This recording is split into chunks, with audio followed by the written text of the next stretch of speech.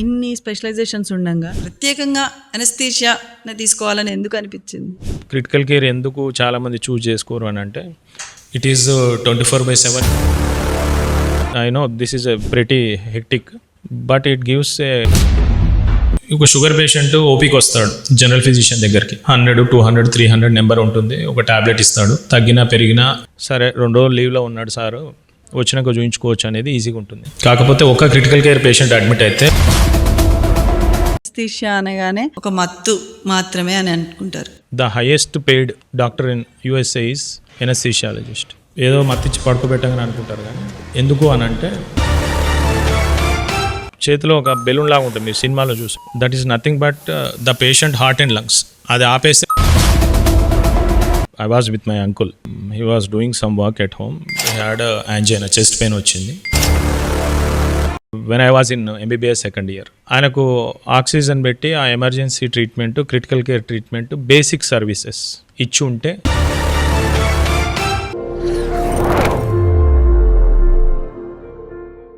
Hi, hello, నమస్తే. నేను మీ లక్ష్మి. ఈరోజు మనతో ఒక ప్రత్యేకమైన వ్యక్తి ఉన్నారు. ఈజ్ ఎ డాక్టర్ అండ్ ఆయన స్పెషలైజేషన్ అనస్థీషియన్. అసలు ఈయన డాక్టర్ ఎందుకు అవుదాం అనుకున్నారు అండ్ సైమల్టేనియస్గా ఈ స్పెషలైజేషనే ఎందుకు తీసుకున్నారు, ఇంకొకటి డాక్టర్స్ వాళ్ళ లైఫ్ స్టైల్ ఎలా ఉంటుంది, ఇటువంటి అన్ని క్వశ్చన్స్కి ఆన్సర్స్ తెలుసుకోబోతున్నాము. సో ఎక్కడ స్కిప్ చేయకుండా వీడియోని మొత్తం క్లియర్గా చూసేయండి. అసలు అనస్థీషియా మీద ఉన్న డౌట్స్ కూడా దాదాపుగా క్లియర్ అవుతాయని అనుకుంటున్నాం. నమస్తే సార్. నమస్తే అండి. డాక్టర్ నరేష్ గారు, అసలు ఫస్ట్ మీ అంబిషన్ ఏముండే, ఎప్పటి నుంచి మీరు డాక్టర్ అవుదామని అనుకున్నారు? మాది మధ్యతరగతి కుటుంబం, సూర్యాపేట జిల్లాలో పుట్టామండి. మాది ముందు నుంచి ఫ్యామిలీ బిజినెస్. మా ఫ్యామిలీలో no one has been passed SSC. I'm the one scored good ranks in 10th and +2. I have got the state ranks. I never intend to become a doctor, but one incident made me to think about this profession apart from the family business. That is that నేను 7th classలో ఉన్నప్పుడు I got a severe gastroenteritis. That was cholera was quite common at that time. I was unable to move my hands and legs, my brain only working. So my parents are literally begging the doctor to save me. That picture was imprinted in my brain completely. That incident when I was in 7th standard, that has been changed. When I finished my intermediate, my principal was there, who is Apparao sir, who has given me the path that Naresh nuvu raste capable unte anante. He is the one filled my form. Then I got the seat in all government seats. I finished from Usmania, MBBS and anesthesia. After that I have done my critical care fellowship. Sir, అసలు ఇన్ని specialisations ఉండగా మీరు ఈ ప్రత్యేకంగా anaesthesia తీసుకోవాలని ఎందుకు అనిపించింది? నేను MBBS జాయిన్ అయిన తర్వాత I have seen so many my family members, friends, most of them nearby Nalgonda districts నుంచి. I was with my uncle. He was doing some work at home. He had a angina, chest pain వచ్చింది. అంబులెన్స్లో ఉండే services కానీ హైదరాబాద్కు తీసుకొచ్చే వరకు he died at Narketpally. So when I was in MBBS second year, అంటే అక్కడికి వచ్చినాక కూడా సూర్యాపేటలో కానీ అక్కడి నుంచి వచ్చే పాత్ మొత్తంలో ఆయనకు ఆక్సిజన్ పెట్టి ఆ emergency treatment, critical care treatment, basic services ఇచ్చి ఉంటే 100% బతికే కేసు అది. తనకు పోస్ట్ మార్టం చేపించాను నేను దగ్గరుండి. Then I came to know it's a single vessel disease. కాకపోతే 3 వెజల్స్ ఉంటాయి హార్ట్కి, మధ్యలో ఉన్న వెజల్స్కి వచ్చేసరికి ఎరిథ్మియా వచ్చి చనిపోయారు. Then I have seen in all over the world till today also the scarcity of critical care is 85%. 85% పేషెంట్లకు proper qualified critical care doctor all over the world available లేడు. So I have seen that scope. So that మిగిలిన departments అంటే రెగ్యులర్గా OP చేసుకొని evening ఇంటికి వెళ్ళి హ్యాపీగా ఉండడం అలా ఉండదు. క్రిటికల్ కేర్ ఎందుకు చాలామంది చూజ్ చేసుకోరు అని అంటే it is 24/7 you have to available. We don't have any other option, because if we won't answer a phone 2 o'clock or 3 o'clock in the mornings, we won't have patient by tomorrow morning. So yes, I know this is a pretty hectic, but it gives a very good satisfaction that చనిపోయే పేషెంట్ను బతికిచ్చే ఏకైక department anaesthesia and critical care. ఇప్పుడు మీరు అన్నారు early morning 2-3 ఆ టైంకి కూడా calls వస్తాయని. మరి అసలు ఈ ప్రెషర్ని ఎలా తీసుకుంటారు, ఫ్యామిలీని ఎలా బ్యాలెన్స్ చేస్తారు సార్? అసలు ఈ క్వశ్చన్కి literally answer it comes completely my family, my wife, my kids. They will understand every time. Even when we went to for any vacation also, half of the time I will be on my phone. Okay. Because once a patient admitted under any critical care physician who is taking care of him. ఒక sugar patient ఓపీకి వస్తాడు general physician దగ్గరికి, 100, 200, 300 number ఉంటుంది, ఒక tablet ఇస్తాడు, తగ్గినా పెరిగినా సరే 2 రోజులు లీవ్లో ఉన్నాడు సారు, వచ్చినాక చూయించుకోవచ్చు అనేది ఈజీగా ఉంటుంది. కాకపోతే ఒక క్రిటికల్ కేర్ పేషెంట్ అడ్మిట్ అయితే we have to see more than 100 parameters.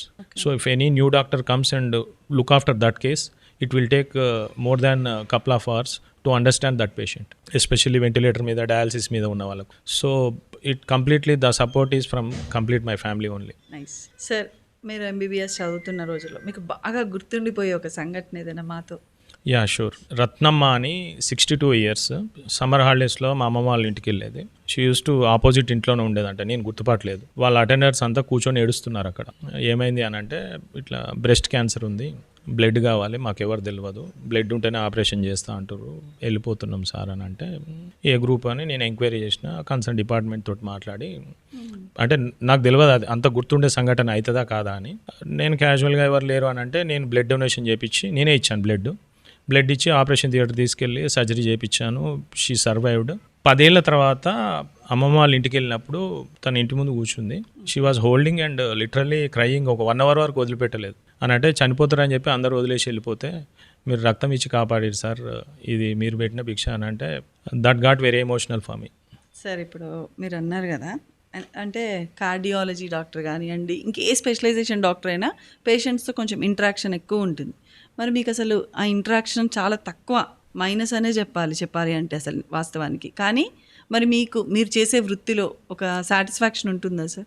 మీరు అడిగిన క్వశ్చన్కి ఆన్సర్ ఏంటి అని అంటే, మీరు స్క్రీన్ మీద సినిమా చూస్తారు, so there will be 24 frames ఉంటాయి. అల్టిమేట్లీ డైరెక్టర్ ఎప్పుడు కనపడడు.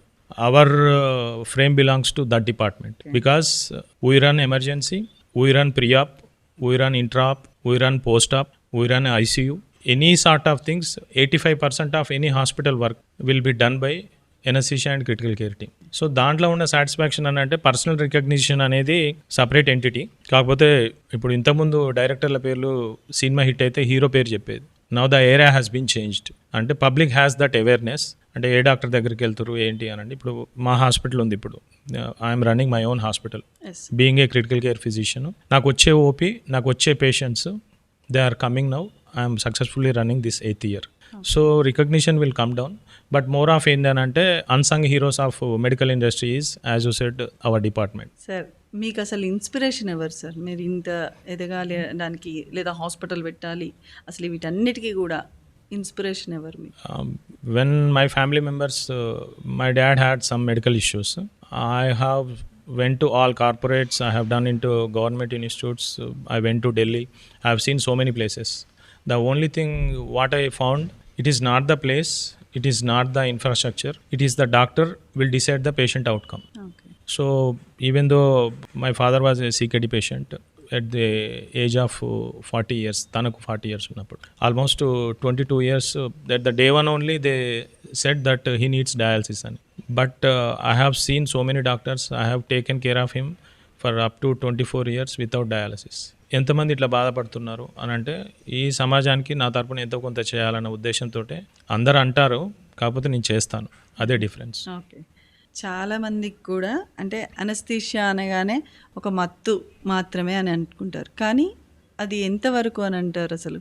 సింపుల్ అందరికి అర్థమయ్యే లాంగ్వేజ్లో చెప్పాలని అంటే, the highest paid doctor in USA is anaesthesiologist. ఎందుకు అని అంటే, ఏదో మత్తిచ్చి పడుకోబెట్టంగానే అనుకుంటారు, కానీ వాట్ ఈజ్ ఎనస్థీషియా అనే దానికి సింపుల్ క్వశ్చన్ ఏంటి అని అంటే, వెన్ వీ ఇండ్యూస్ ఎనస్థీషియా, చేతిలో ఒక బెలూన్ లాగా ఉంటుంది, మీరు సినిమాలో చూసి, that is nothing but the patient heart and lungs.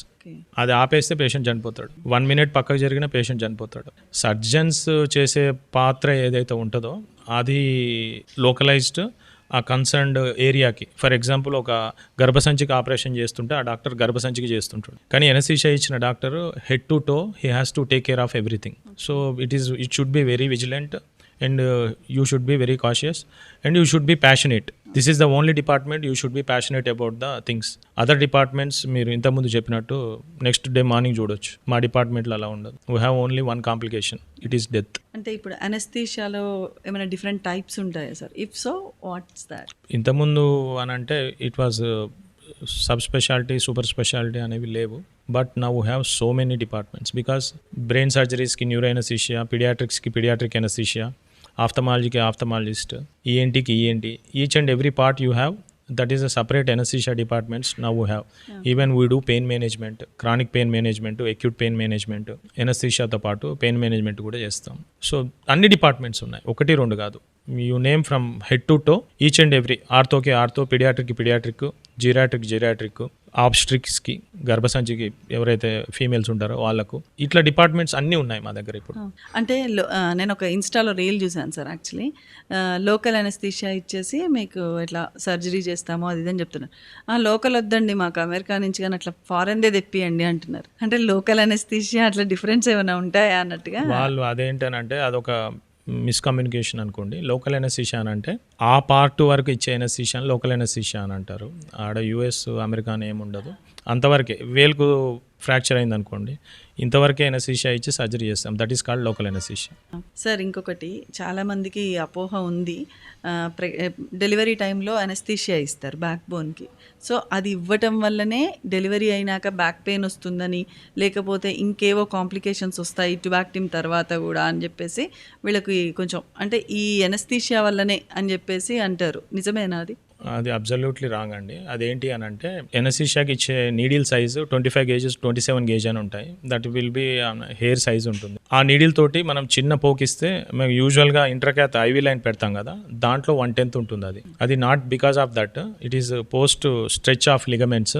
Post almost every next female in India is anaemic. ఆ వచ్చే పెయిన్స్ అన్ని ఎనిమియా వల్లనే. ఆ ఇంజెక్షన్ వల్ల 100% నొప్పి రాదు. సార్ మీరు అనస్థీషియా ఇచ్చినప్పుడు జనరల్గా వాళ్ళు అన్కాన్షియస్ లాగా ఉంటారు కదా, మళ్ళీ వాళ్ళు లేస్తారా లేదా అన్నట్లు ఏమైనా కొంచెం ఏమైనా టెన్స్ ఎప్పుడైనా ఫీల్ అయ్యారా? That is each no not in initial. Even today for every case is a new case to any anaesthesiologist.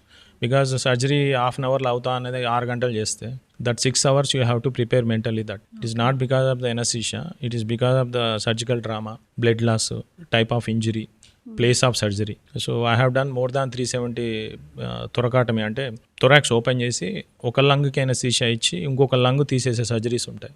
I have done more than 370. అది the most toughest challenging anaesthesia. That is called single lung ventilation.